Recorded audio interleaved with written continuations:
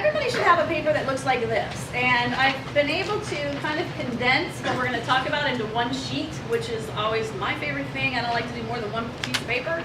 But there's some important information, I think, so I put some bullet points, but you might want to jot down your own notes as we go through the workshop. Pitch competitions have become really, really, really popular. A very good way to get feedback about your idea, about your business, about your innovation. Also a great way to earn funding for your product or your idea. Also a great way to get the word out about your product or idea. These happen all over the world, all over the country, and a lot of them can be done via video. So your initial entry into the competition can be a YouTube video in many, many cases. However, they're all different. We posted several competitions on the LaunchLab website, and they scroll through according to when the due date is. So if you're interested, take a look at the LaunchLab website, scroll to the very bottom where it says opportunities, and you'll see all of the upcoming competitions. Carefully read the rules. It's a really big point because they are all different. There's no standard way for doing a pitch because some are 30 seconds, some are 5 minutes, some have very specific requirements, some just say, this is a video. So be sure to read the rules and come in and see one of us. We will be happy to help you get your video ready, get your pitch ready, do everything you need to enter the competitions. Okay, so let's start with what I gave you and what is kind of up on the screens here, how to pitch your idea. Most pitches, they're looking for the problem, they're looking for your solution, they're looking for who is your customer, and how are you going to make money. And anytime somebody comes in here and asks us, we're going to tell you that same exact formula, right? So what is the problem? What is the opportunity, or I'm sorry, what is the problem? What is your solution to the problem? Who's your customer, and how are you going to make money? If you can answer those 4 things, that's a big part. We use also the business model canvas to break down even more specific information about your product or service. And so the canvas is here, and that's a whole separate discussion that we'll do when you come in on a one-to-one basis. But it's a wonderful tool, and it'll help you to really get what I tell people out of your head onto paper. And that's a big part because we all have great ideas in our heads, but sometimes it gets really hard telling people what those ideas are all about. So the business model canvas, which you see on both walls, is the tool that we use here. Pitching is storytelling. So when you are pitching your idea, you're telling your story. And stories have, if any of you are fiction readers, you know a story has a good guy, a bad guy, a love interest, and a happy ending. And that's what a pitch is.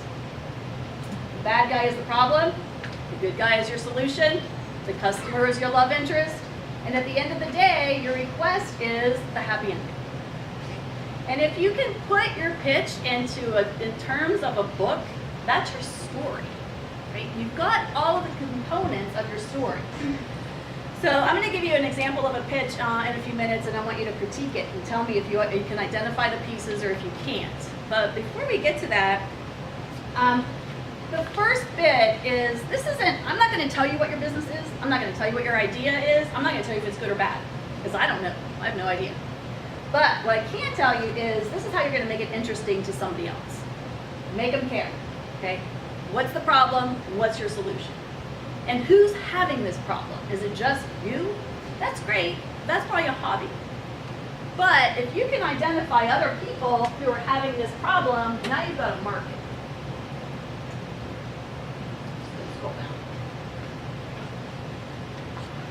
Some other things, you've got limited time. You've got 30 seconds, 60 seconds, an elevator pitch is 30 seconds. So you've got 30 seconds, 60 seconds, 90 seconds, up to 5 minutes. Be clear, concise, and to the point. Right? They might want to hear your backstory later, but you don't have time for backstory. Picture yourself in an elevator, and there are real live elevator pitches out there. You've got 30 seconds. And if you see an investor in an elevator and you go to that investor and say, hey, how's it going? What's going on with you? What do you do? Guess what? Your 30 seconds is up and you haven't even got to the point yet. So being really clear, concise is important. Speak their language. If you're a scientist, if you're an engineer, if you're an artist, whatever your profession is, you have your own language. And not everybody understands your language. So you've heard when you give a presentation, you should know your audience, know who that person is you're speaking with. If you have a great invention that's a medical device or something in science, that's wonderful. But if you start throwing really technical jargon at a business person or an investor who doesn't share your background, you're going to lose them. Same thing with an artist. Don't assume everybody understands everything about art, because we don't. We need it to be broken down, speak their language. However, that being said, be yourself. Okay? Everybody can see through fake.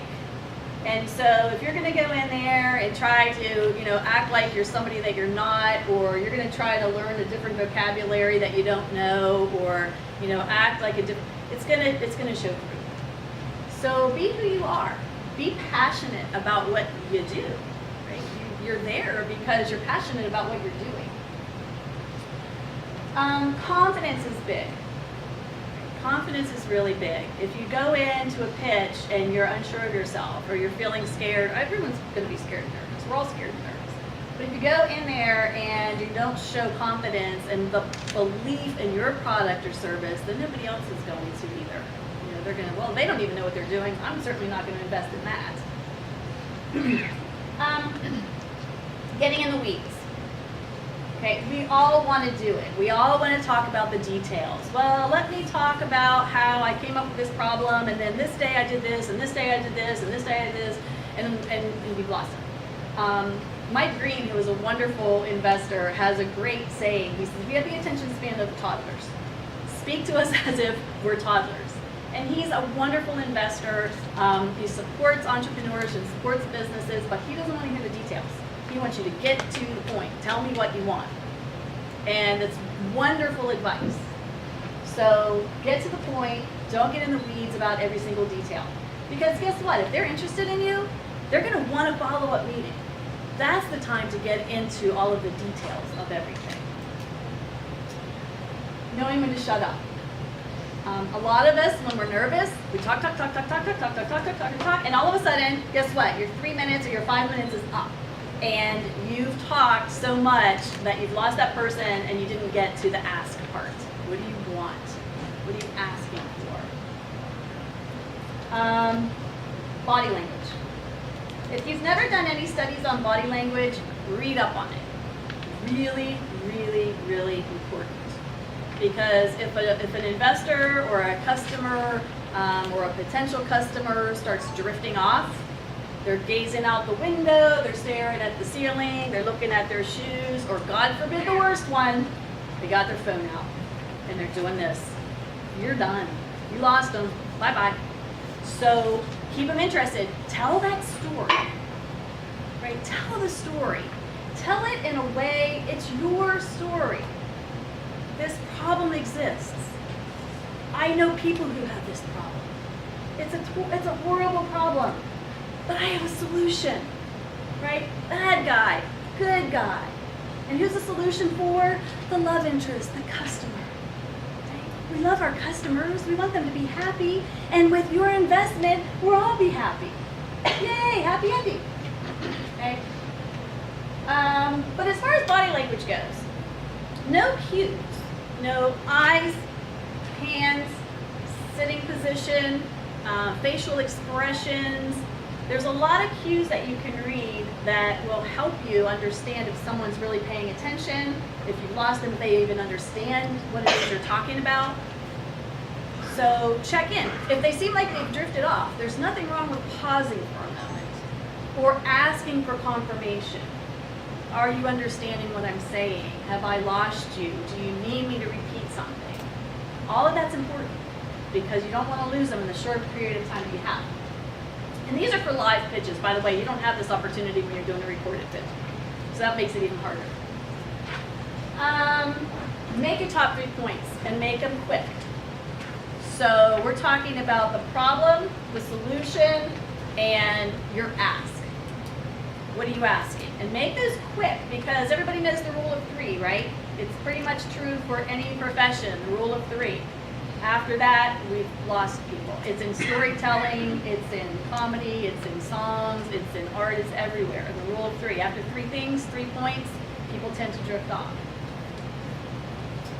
And then practice, right? Practice is really important. Practice, especially if it's a time thing. So if you've got 30 seconds, 30 seconds. Most competitions are going to cut you off. So if you are past your 30 seconds or your 60 seconds or your 2 minutes, you're done. If it's a video, it's got a timer right there. There should be no reason to go over time, right? If you practice it. It's really got to be a thing where you're practicing all the time. Practice in the mirror, practice in front of people, your friends, get comments and feedback from other people, watch yourself, videotape yourself. We're happy to do that here. We have cameras here. There's one-button studios in the libraries where you can go in. How many of you know about the one-button studios? Show hands. 1, 2, 3 people. Okay, in each library on this campus, there are called one-button studios, where if you go into a room, there's a camera on the wall, you take USB drive, plug it in, you hit record, it records your pitch for you, you can take it with you and watch it at your leisure. You can do it over and over and over again, you can reserve the room. Do it, practice, it's a great way to practice, but we'll do it here for you as well. So you can come in, we'll record you and give you feedback. Okay. And I have the last, the other thing about practice before I give you my example is you need to know about yourself and the way that you present. So if you know, we all have our speaking voice and we have our presenting voice. And if you know when you get nervous or you present, maybe you talk too softly or too loudly or too quickly, it's usually not a case of too slowly. Most of us don't have that problem. It's usually too fast or not loud enough. Slow down. I know I use my hands a lot. I really have to work on that. Like, I have to have something in my hands all the time because I talk with my hands. I do it in conversation, I do it when I'm presenting, I do it all the time. So it's a thing. So I really have to work on it. Your own body language. So it might not be where you're looking at the judge's body language, but what does your body language say? You know, are you excited about what you're presenting? Are you bored about what you're presenting? Is it natural looking? If you fidget like I do, think about ways you can control that fidgeting. Clarity of words. The other thing is people sometimes mumble when they're nervous. So thinking about how you are presenting yourself, speaking clearly, enunciating your words. If you do a lot of that, you know, we all do it from time to time, how are you going to control that? Okay, and then my last bit, which I stole from somebody else, I'm not even going to take credit for this, but I heard somebody say this, remember to pitch your, don't pitch your dream, pitch your customer's dream. It's really important. If you've identified who those customers are, who are those people that are going to give you money, pitch their dream. Don't pitch your dream. And if your customer hears their dream being reflected back to them, you got it. You know, if your customer says, wow, that person gets me. They know what I want. They know what my problem is. They just solved my problem for me. Wow. You got them. And same thing with an investor. And if an investor sees this person really understands, they're not saying it's all about me, me, me, let me tell you about me, me, me. It's all about my customer, and I know my customer, and I know what they want, and I want to provide that happy ending for them. So, before I go any further, Mindy, Andrea, do you have anything that you would like to add to the mix?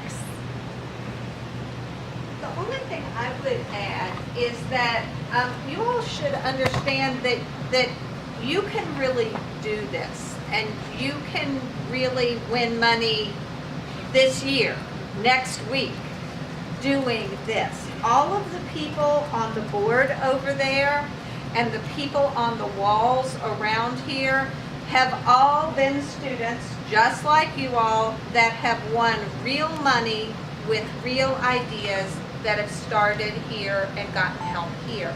So don't think you can't do it, and don't think that you know, only people from other schools go to these national competitions. We had 2 teams go to national competitions last year. There is no reason that you all can't do that. And if you come and work with us here at the LaunchLab, we'll pay for you to go. So don't let I don't have the money to get there be the reason that you don't even try, because we can help you get there. That's really what we want to do here. So We actually have 2 winners actually in the room. We've got Keith Heisler and Chase Berman who have competed and have been funded, right? Do you guys want to talk about your experiences at all? I know, I'm putting them on the spot. I would just say when you're pitching, definitely, I mean, everybody gets nervous, it's a natural thing, but definitely like push the boundary on it. I mean, when I was in the semifinals, it was only a 2-minute pitch, and for the first like 15 or 20 seconds, I sang, and that's what really got the hook and stuff like that. So I'm no singer or anything, but definitely go out on that ledge, take a lead, because everybody else is super nervous too. So I mean, why not just go for it? So definitely, that's my advice for pitching. Yeah, that's great advice too. Well, if I can say anything, you're gonna be nervous. Just act like you're not, even if you are. Yeah, fake it. Fake like you're not nervous. It makes a big difference if you're confident in front of judges. They'll believe you a lot more, whatever you kind of did. Yeah, and Will also has been funded as well. Do you have some recommendations for the folks?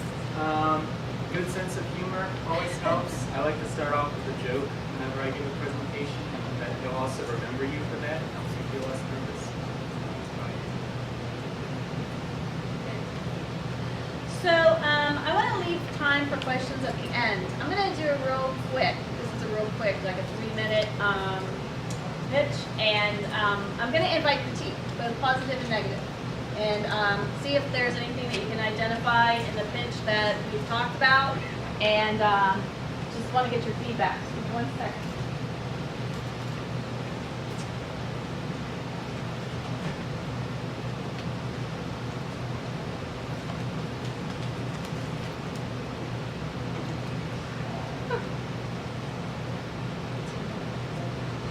I have to do it from here because I got to advance my slides. Everybody see? This is Tim. Hi, Tim. Tim has a problem. He lives on a farm. He's got 4 brothers who need special foods. His family cannot find the right dog food for all of these dogs. They're busy. They can't spend hours a week going from store to store trying to find specialized dog food for all of their dogs. Tim and his brothers are not getting proper nutrition. Tim's not alone. There are 78 million dogs owned in the United States. Less than 10% of dog owners actually know the correct proportion of dog food nutrition to feed to their dogs. On average, dog owners spend $235 per year per dog on medical costs due to poor nutrition. We have a solution for Tim. Farmers Custom Dog Food Delivery. Farmers Custom Dog Food Delivery's value, we have customized dog food. We schedule our deliveries to your home at your convenience. It's automatically billed to your house every month, and you have no more searching for your dog food's special dietary needs. With every bag of food you buy, a shelter animal will survive. With your investment of $20,000 today, Farmers Custom Dog Food Delivery will purchase this new delivery truck. And customers will pay $10 per month per dog, $120 per year Farmers Custom Dog Food Delivery will donate 20% of its annual proceeds towards saving shelter animals across the country. Tim and the others say thank you. The end. So, who is the good guy and who is the bad guy? Who's a good guy? Farmers Custom Food Delivery is a good guy. Who's the bad guy?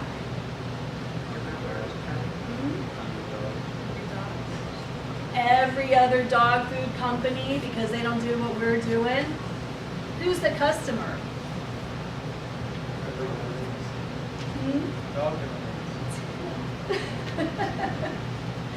Yeah.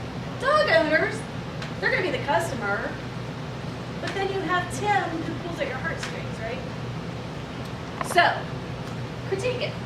Good, bad. You're not going to hurt my feelings. So good or bad? This one hurt. There were a lot of words on their PowerPoint slide. Yep. That's a really good point. Use pictures. Pictures tell the story. People don't want to read, they want to look at your charts, they don't want to look at your graphics, your data. What's in it for the investor? What's in it for the investor? They get to feel good about feeding Tim. Yeah. And giving back to charitable. But they're not gonna make it. No. And that might be a problem with that kind of a pitch, because that's a question that's probably asked. Well, yeah, only if you use the word investment. Yeah. If you use a different word.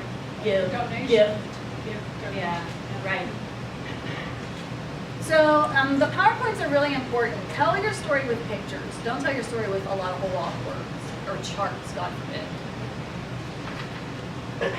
Other things. Else? There was a lot of reading directly from the PowerPoint. Yeah. And so more eye contact with your audience. is probably Know better. your slides, for sure. Because you don't want to look at the back of someone's head. I just had a quick question. Is PowerPoint the best platform to use? I'm just asking. You should probably have some kind of visual, but pictures are better. Not a lot of them. Nobody wants to read. They want to hear what you have to say. They want to hear your story. Yeah, I just didn't know if like PowerPoint or like there's like Prezi, like that type of thing. Prezi's good. Some people get nauseous with Prezi. Yeah, Prezi can go bad fast. Yeah. I don't like Prezi because it makes me nauseous, but I don't know. Some people like it. But I wouldn't do a lot of moving around because it's going to distract from you. Right. Yeah. And you are the focal point. You know your story better than anybody. But if I can add something, Yeah. you also need to be prepared in case the AV doesn't work. Oh, yes. Because in these competitions, time is very important. And if yours isn't downloading from wherever or something's not showing up, they're not going to wait for you. You need to be able to go without it if you have to. Yeah, there's the visuals and these things are getting shorter and shorter and shorter throughout time, right? It used to be, we would give our whole business plan up there on slides and we would show people everything we have, and it's just being condensed, and probably for many reasons. We all want to see pictures. We don't want to read. It needs to be quick and to the point, and so think about how you can tell your story through pictures rather than words and charts and graphs and, God forbid, lingo that only you understand. And one thing that we see a lot, generally your judges are going to fall into a couple of categories if they're business people.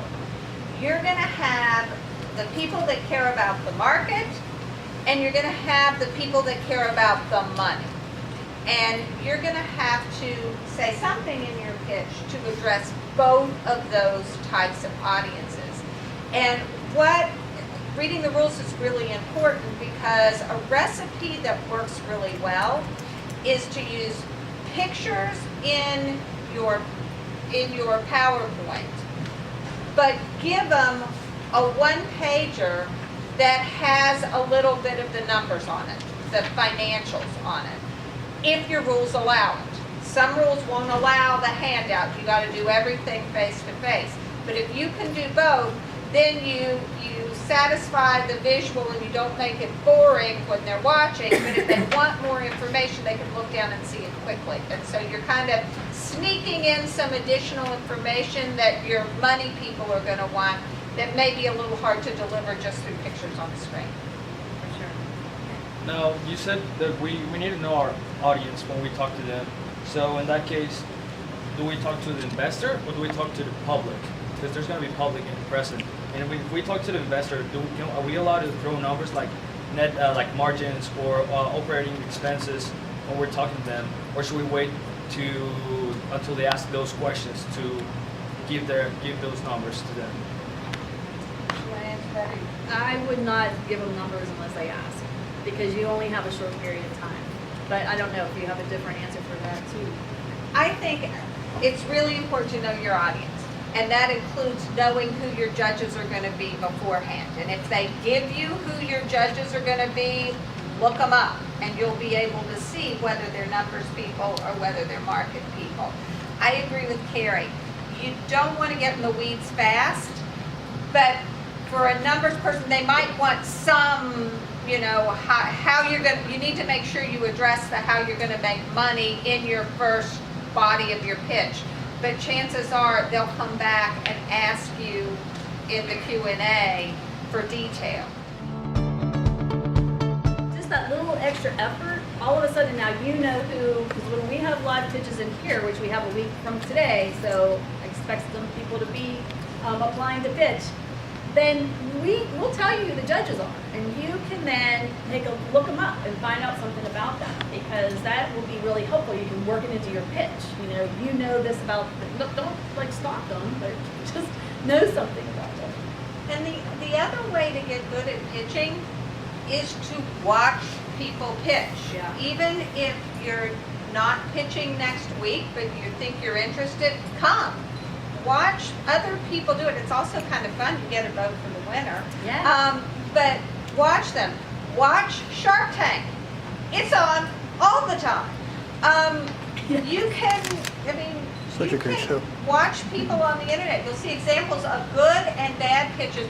If you want to see something really entertaining, Google bad Shark Tank pitches, and you'll be amazed at what you get. So. It's really true. And yeah, and you always want to start, and Keith mentioned it, you want to start with a hook, because, investors hear pitches all the time, and they need something that's going to stand out in their minds. So yeah, he's saying, he poured water into a tub for the first, 15 seconds of his presentation, to the point where it almost became uncomfortable.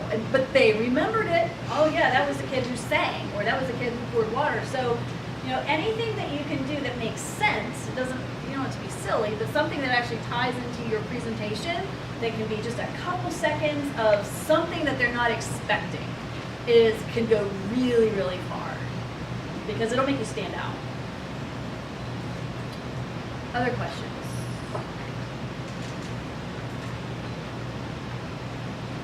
That's questions. Any suggestions for prep for Q&A questions after the pitch? Are there those common questions? Yes, there are most common questions. Mindy and I have been doing this for a really long time. How are you going to make money? Always comes up. It always comes down to the market and the money. Yeah. And the people will know. They'll want to know more. And basically what you want to do in your first part of your pitch is to give them just enough information about things so that you know what they're going to come back and ask you. They'll want more detail on things. You don't ever want to be surprised by a question. You want to give them a little something and then have them come back and ask for detail. And so you're always going to know the answer. And it's always going to come down to the market and the money. Sometimes I want to hear a little bit more about you, like why you got interested in this. But most of the time, it's more detail about your customer or more detail about how you're going to make money. Or sometimes they just like to give suggestions, which is really valuable, and you should listen to them. And our suggestion for people that are in competitions is you're nervous when you're standing up there. Have a friend write down what they said so that you can come back and review that feedback, and it'll help you with your business later. And other questions that I've heard many times, what do you have skin in the game? What's your investment? What have you put into this? If you have intellectual property, and I'm not saying everyone has to file a patent or a trademark, but if there is some intellectual property, they might ask you if you've thought about protecting your property or what's your competition doing. Those are two things that you should know going in. Yeah, and most of the times they will ask you about your intellectual property, and here through the LaunchLab, we have people that can tell you whether what you have is something that you can protect or not.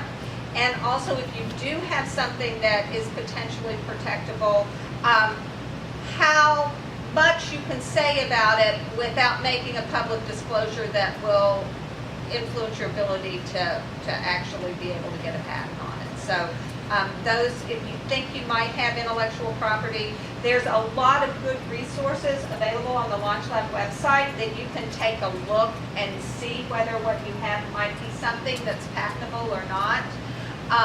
But that's a question that generally comes up, because when you think about it, that's really something that's of value to your business. And if you're an investor, you want to know what the valuable things are besides the idea.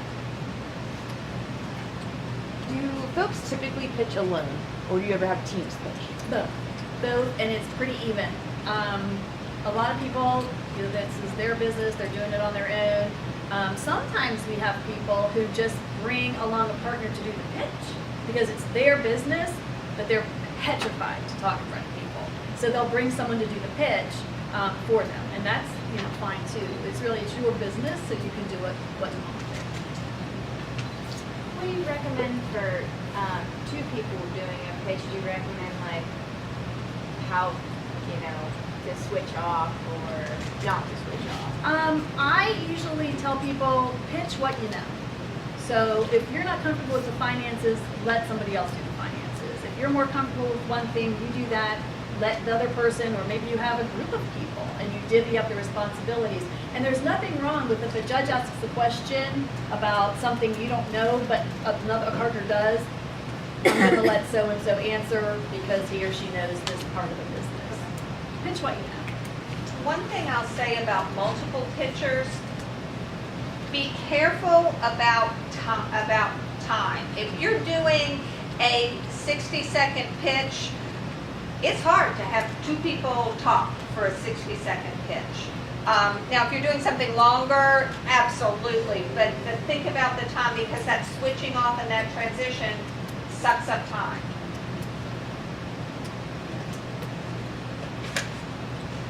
Other questions? When you determine a time limit for a pitch, is that including telling about your business and answering questions? What we do here, and again, they're all a little different, so you want to read the rules. What we do here is we do a 5-minute pitch, and we start the timer when you start talking. And then we cut you at 5 minutes if you're not done. And then the judges have 5 minutes for question and answer, right? And so it's 5 minutes and 5 minutes for each. Now, what we've done in the past, and we would let you know this in advance, if you only use 3 minutes of your 5, we might let you add the additional 2 for the judges, so that you get a 10-minute total. And that's simply because, they might have additional questions that you didn't cover in your pitch. But it's a good rule of thumb that if you're given a time, use the time. That actually brings up a good point. So just say you're given 5 minutes and you're done by 3. Uh-huh. Does that turn off the judges, or is that like?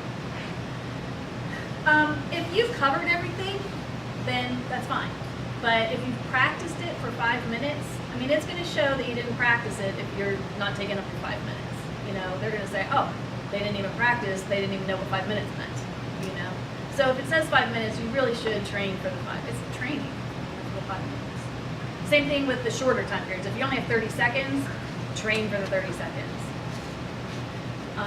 What should you wear? That's usually a question that comes up.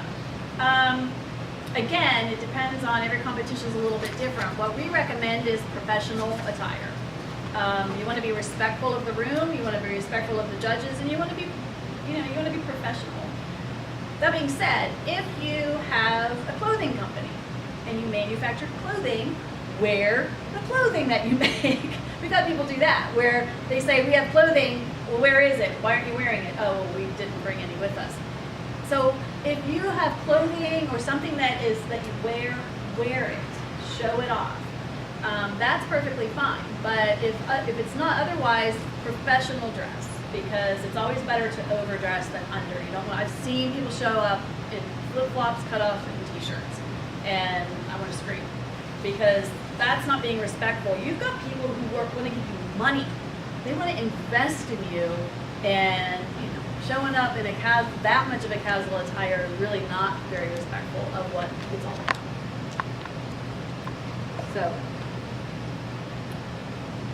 other questions? These things happen everywhere, by the way.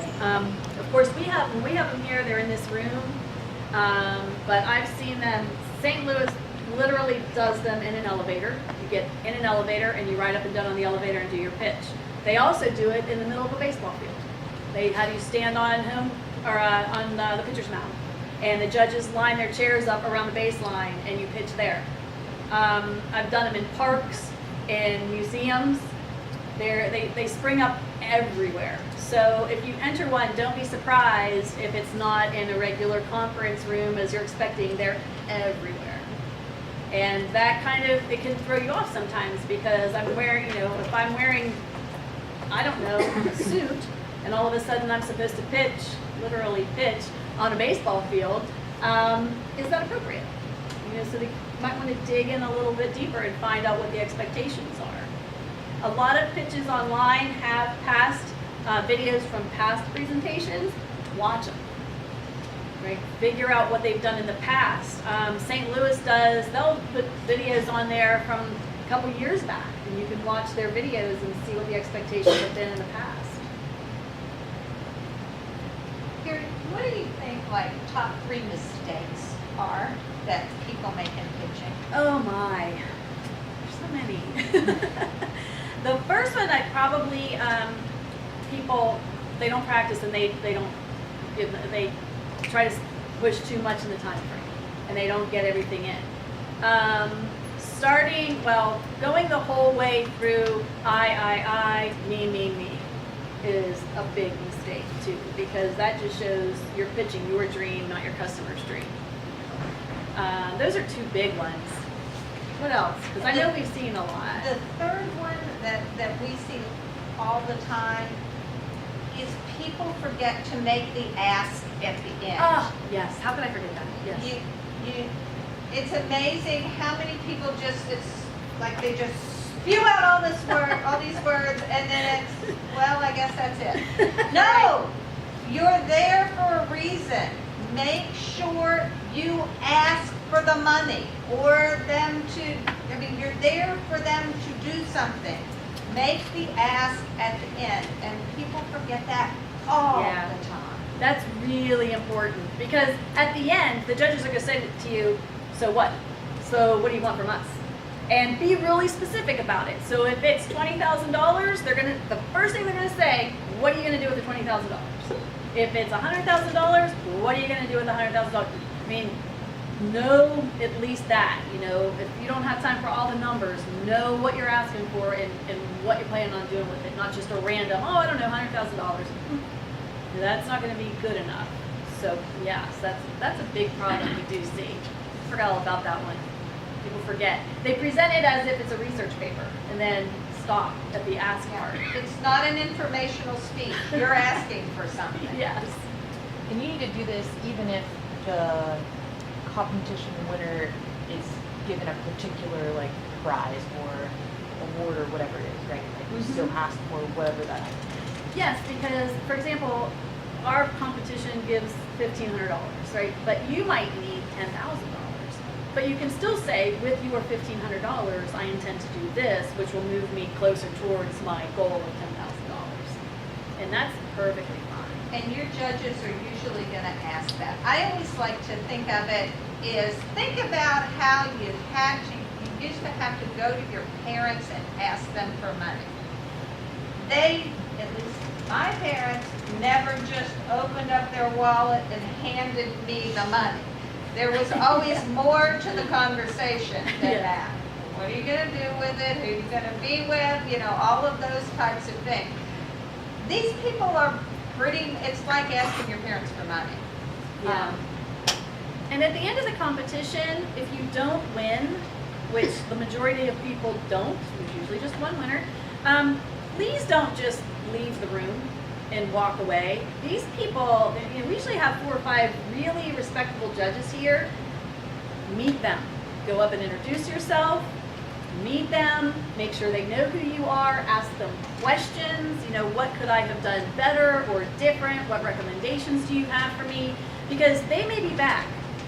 Or they may have funding for you at another time that maybe isn't related to a competition.